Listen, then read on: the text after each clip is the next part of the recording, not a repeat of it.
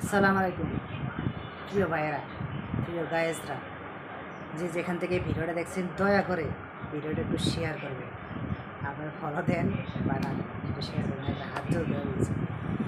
আমি ডক্টর ইউনুস সাহেবের কাছে এই ভিডিওটা একটা ভিডিও বার্তা দিতে চাই।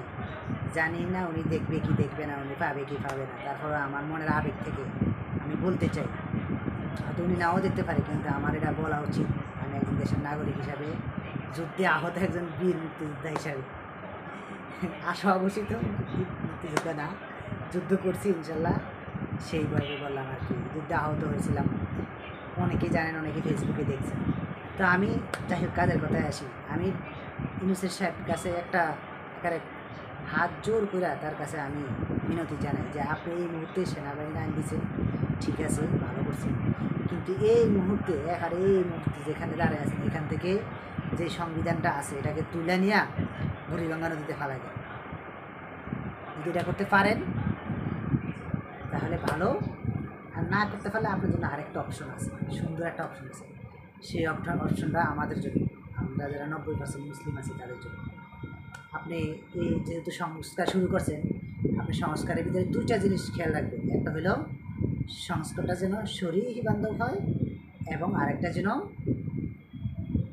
জনবান্ধব হয়। এই দুইটা জিনিস আপনি খেয়াল রাখবেন। আপনার যেই সমাজে 90% মানুষ মনে করে না যে, মানে কথাটা উদাহরণ দেওয়ার জন্য বলতেছি, 90% মানুষ মনে করে না যে এই সমাজে বাল্যবিবাহ অবৈধ। সেখানে শুধুমাত্র মানব অধিকারের নামে পশ্চিমাদের যে মুখে মুখে যে মানব অধিকার, এই মানব অধিকার নামে সেটাকে অবৈধ করে ঘোষণা করে দেওয়া, এইসব জিনিসগুলো আসলে আমরা নিতে পারতেছি না। আমরা বিপ্লব করছি, আমাদের কথা শুনতে হবে, আমাদের একজন দেশের একজন নাগরিক হিসেবে আমাদের কথা শুনতে হবে, ঠিক আছে?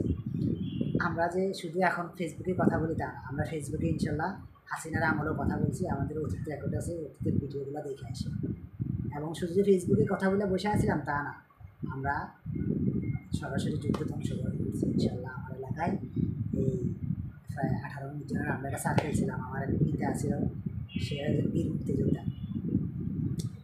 যাই হোক, আরেকজনের নাম না নিলে না, আমার এক মানে এলাকার ভাই, ছোটো ভাই রাব্বি, সেও কিন্তু খুব সাহসী এবং খুব বীর। আমরা ফ্রন্ট লাইনে যুদ্ধ করেছিলাম তার সাথে, দেখলাম তার সাহসিকতা, অত্যন্ত সাহসী।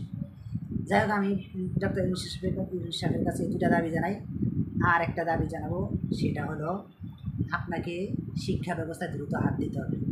শিক্ষা ব্যবস্থায় একবারে 1 থেকে 9 পর্যন্ত, 10 পর্যন্ত 100 মার্কের কোরআন, 100 মার্কের হাদিস আপনাকে দিতেই হবে, দিতেই হবে, দিতেই হবে। আবার বলছি, এটা দিতেই হবে। কেন দিতে হবে?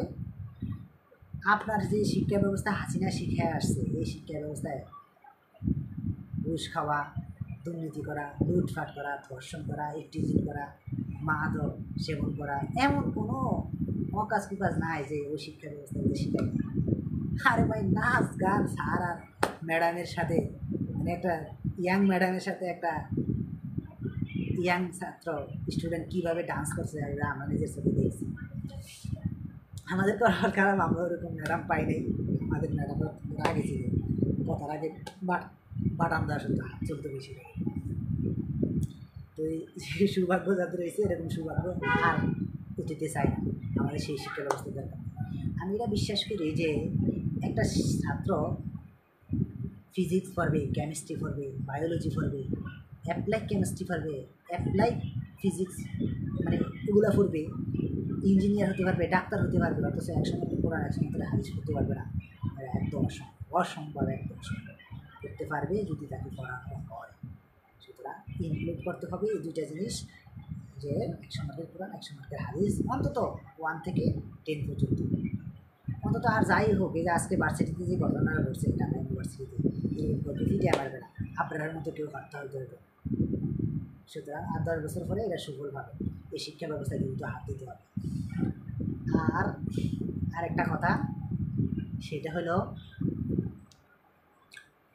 আপনি এখনও আপনার পাশে যে বিষাক্ত সাপগুলো আছে, ফনাদেরা বসে আছে, ওই যে রাসেল ভাইফারের মতো, সেই চুপ্পু, তারপরে আরেকটা আছে কুপ্পু, ওই যে হাসিনার আত্মীয় ওয়াকার সাহেব, এদেরকে কেন সরাচ্ছেন না?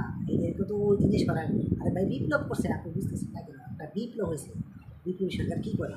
আইসা আগের সরকারের সব কিছু চেঞ্জ করে দেয়। আপনি তো আগের সরকার সব কিছু বল রেখে আপনি দিব্যি চলতেছেন। আপনি যে আপনার বিছনার ভিতরে সাপ রেখে ঘুমাইতেছেন, আপনি বুঝতে পারতেছেন না?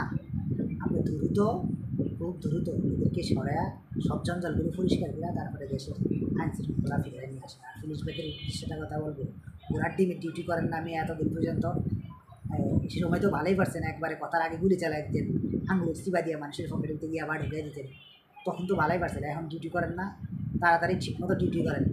ওই ঘুষের টাকা পান্না দিকে এখন ডিউটি করেন না, আমরা তো এগুলো বুঝি।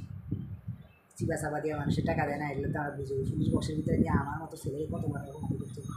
আমি পুলিশের ভয়ে ফোন আর লুকে আসলাম করতে, অনেক কথা মনে কষ্ট জমা আছে। এমনি মানুষ বিপ্লব করে না, অনেক মানে অনেক কষ্টের উপর তারপরে এই বিপ্লবটা করছে মানুষ। কোটি কোটি মানুষ রাস্তা করছে, অনেক কষ্টের উপরে, অনেক ব্যথা যন্ত্রণা দিচ্ছে না।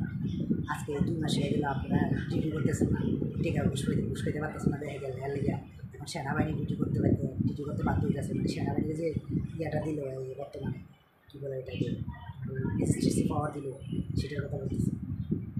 অথচ আপনারা ডিউটি করতেছেন না, আপনাদের সেই মোরালিটি নষ্ট হয়ে গেছে। আপনাদেরকে মানুষ বিশ্বাসই করে না। পুলিশ দেখলে মানুষ এখনও মনে করে যে এরা তো সেই প্রশাসন হাসিনা আমলে সেই প্রশাসন, এটা মানুষ মনে করে। সুতরাং আপনাদেরকে সেখান থেকে বের হয়ে আসতে আপনাদের জনগণের জন্য কাজ করতে হবে। এই আমেরিকার মতো, ইউরোপের মতো সেই করতে হবে। এই যে পুলিশ থাকবে নিরপেক্ষ, পুলিশ জনগণের নিয়ে কাজ করবে সবসময়। এখন পুলিশ দেখতেছি যে কোনো একটা সরকার আসে তার পারপাস সার্ভ করে। কেন রে ভাই? আপনার পুলিশ হবে নিরপেক্ষ, দুদক হবে নিরপেক্ষ, নির্বাচন কমিশন হবে নিরপেক্ষ, সেনাবাহিনী হবে নিরপেক্ষ। এরা জনগণের জন্য কাজ করে, কোনো স্বৈরশাসকের দালালি করবে।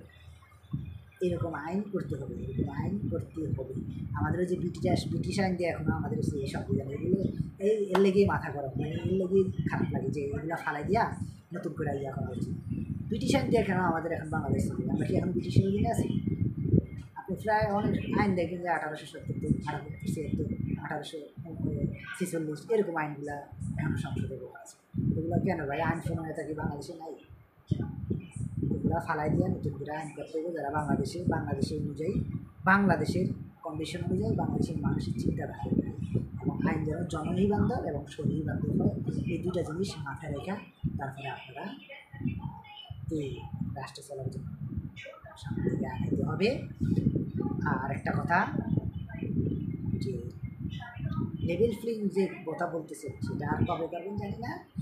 আপনারা এখনও যারা আহত হয়েছে তাদের টাকা দিচ্ছেন না, যারা নিহত হয়েছে তাদের টাকা দিচ্ছেন না, শুনছি দিবেন একসাথে করে যাবে, ভালো হতো। আজকে একটা ভিডিও দেখলাম, একটা ছেলে কান্না করতেছে, তার মা কান্না করতেছে, আর বলতেছে ও সম্ভবত শাকিল, তার নাম শাকিল, জুলফিকার আলী শাকিল, জুলফিকার আলী শাকিলের তার মা বলতেছে যে আমার ছেলেটার কী অপরাধ ছিল, তোরা আমার ছেলেটাকে জেলখানায় নিয়ে যেত, তোরা আমার ছেলেটাকে কেন মেরে ফেলবে গুলি করে। অনেক খারাপ কান্না চলে আসছিল সেই ভিডিওটা নাগরিক টিভি দেখে। সুতরাং আপনাদের এই মুহূর্তে সিদ্ধান্ত নিয়ে আপনাদের মতো কাজ করতে হবে। কে কী বললো, কে কী করলো এগুলো না দেখে জনগণের জন্য আপনাদের কাজ করা উচিত। খুব দ্রুত এই কাজগুলো করেন সেই প্রত্যাশা করি। আসসালামু আলাইকুম। সবাই ভিডিওটা শেয়ার করবেন প্লিজ।